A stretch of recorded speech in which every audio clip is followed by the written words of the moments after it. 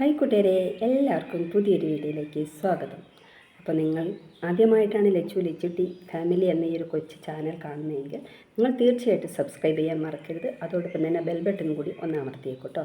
ലച്ചൂസിൻ്റെ വീഡിയോസൊക്കെ കാണുക. ഹൈപ്പ് കൊടുക്കേണ്ട വീഡിയോസ് ആണെങ്കിൽ ഹൈപ്പ് കൊടുക്കാൻ ശ്രദ്ധിക്കുക.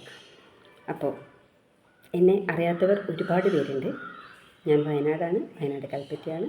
ഞാൻ കുഞ്ഞു വീഡിയോസൊക്കെ ഇടുന്നുണ്ട്. അപ്പോൾ നിങ്ങളുടെ എവിടെയും സപ്പോർട്ട് ലച്ചൂസിന് ആവശ്യമാണ്. അപ്പോൾ ഇന്ന് ഞാൻ നിങ്ങളുടെ മുമ്പിലേക്ക് കൊണ്ടുവരുന്നൊരു വിഷയം എന്താണെന്ന് ചോദിച്ചാൽ, നമ്മുടെ ബെഡ്റൂമിൽ നിന്ന് എടുത്തു കളയേണ്ട 3 കാര്യങ്ങളെക്കുറിച്ചാണ് പറയാൻ പോകുന്നത്.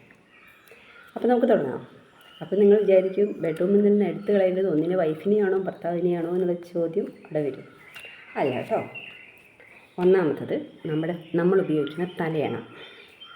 നമ്മൾ ഉപയോഗിക്കുന്ന തലയണയിൽ ഒരുപാട് രോഗാണുക്കളുണ്ടാകും. കാരണം നമ്മൾ ഒരു വർഷത്തിൽ കൂടുതൽ ഒരു തലയണ ഉപയോഗിക്കരുത് എന്നാണ് കണക്ക്. നമ്മളുടെ പഴയ തലയണ നമ്മൾ റൂമിൽ നിന്ന് എടുത്തു മാറ്റുക. എന്തുകൊണ്ടാണെന്ന് വെച്ചാൽ നമ്മൾ അതിൽ നിന്ന് നമുക്ക് ഒരുപാട് പ്രശ്നങ്ങൾ ഉണ്ടാകുന്നുണ്ട്. അലർജി, അതുപോലെ തന്നെ തുമ്മൽ, തലവേദന, ചൊറിച്ചിൽ എന്നിവ അനുഭവപ്പെടും. അപ്പോൾ നമ്മൾ എന്ത് ചെയ്യണം? അതെടുത്ത് ഒഴിവാക്കുക. ഒന്നാമത്തെ. രണ്ടാമത്തെ എന്ന് പറഞ്ഞിട്ടുണ്ടെങ്കിൽ, നമ്മൾ റൂമിൽ ഉപയോഗിക്കുന്ന എയർ ഫ്രഷ്നർ. അത് നമുക്ക് പല വിധത്തിലുള്ള രോഗങ്ങളുണ്ടാക്കും. ആസ്മ പോലത്തെ രോഗങ്ങളുണ്ടാക്കാം. തുമ്പൽ ഇതുപോലെ തന്നെയാണ് നമുക്ക് ശരീരത്തിൽ ഒരുപാട് പ്രശ്നങ്ങളുണ്ടാക്കും.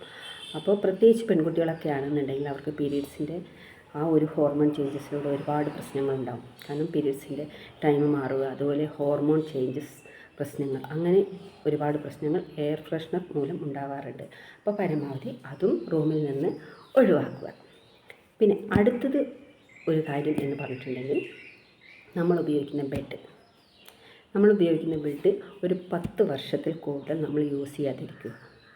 10 വർഷം കഴിഞ്ഞാൽ നമ്മളത് കളയുകയാണ് ചെയ്യേണ്ടത്. കാരണം എന്ന് വെച്ചാൽ അതിൽ നമ്മൾ കിടക്കുന്നതിനനുസരിച്ച് ആ ചകിരിയും അതും ഇതും അതിൻ്റെ ഉള്ളിലുള്ള എന്തൊക്കെ സാധനങ്ങൾ അതിൻ്റെ ഉള്ളിൽ നിറച്ചിട്ടുള്ള പഞ്ഞിയൊക്കെ ഉണ്ടാവില്ലേ, അതൊക്കെ ഇങ്ങനെ അളിഞ്ഞ് ചുരുണ്ട് പോയിട്ടുണ്ടാവും.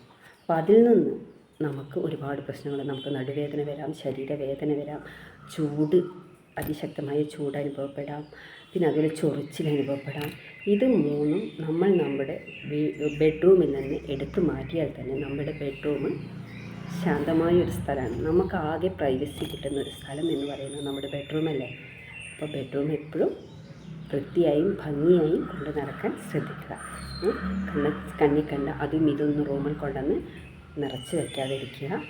പരമാവധി എപ്പോഴും കാറ്റും വെളിച്ചവും കൊള്ളുന്ന രീതിക്കായിരിക്കണം. അപ്പോൾ നിങ്ങൾ ശ്രദ്ധിക്കുമല്ലോ.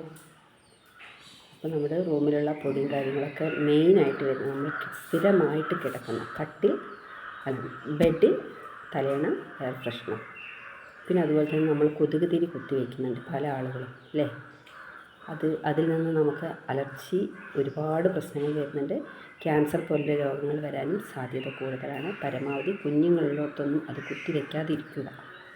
Okay, Tata, by.